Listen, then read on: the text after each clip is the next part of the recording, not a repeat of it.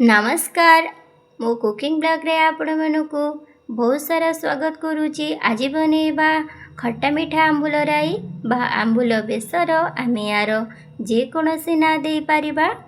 ओषा व्रत रे खाइबा पाई बहुत सहजरे बनी थाए आंबुल राई। देखिकी तो बहुत भल लगुची, चलंतु बनैबा।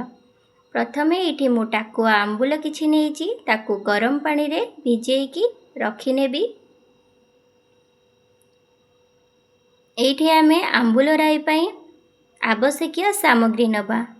एठी मु दही नेइची, कटा नड़िया किछि नेइची, चीनी नेइची, सोरिष को बतुरई नेइची, किछि काश्मीरी लंका गुंड नेइची, लूण स्वाद अनुसार, पंचफुटण, भृषंग पत्र, अदा, धनिया पत्र नेइची। एठी आंबुलटी आमर मध्य बहुत भल से बतुरी गलानी। शेषरे आमे भजिया जीरा लंका गुंड नेइचे। एठी सोरिष को मु नड़िया सहित भल से गोटे पेस्ट बनै नेबी। एठी गोटे बाउल रे दही नेइचे। एठी सोरिष पेस्ट टी बहुत भल से बाटी मध्य हो जाइछि।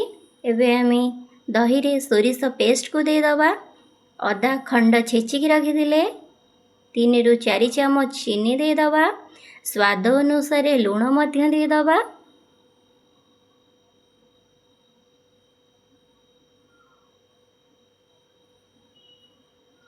रखिथिबा आंबुल को दे दबा। एठी आमे पानी अल्प किछि दबा, बेसी पानिया हेले भल लागिबनी। कोरा नड़िया दे दबा, धनिया पत्र दे दबा, काश्मीरी चिल्ली दे दबा। सबको मिक्स करी गोले नबा। एबे आमे यार छुंक लगेबा। मुझे रिफाइन तेल नेइची। रिफाइन तेल रे पंचफुटण सुखिला लंका देई से भल से फुटी आसिले भृषंग पत्र दे भल से छुंक दे देली। छुंकरे घर महकिलाणी, बहुत बढ़िया बास्ना मध्य आसुची। एटी भजा जीरा लंका गुंड दे देली। शेषरे सजेबा पाई धनिया पत्र दे देली। एबे हमर बनिगला आंबुल राई।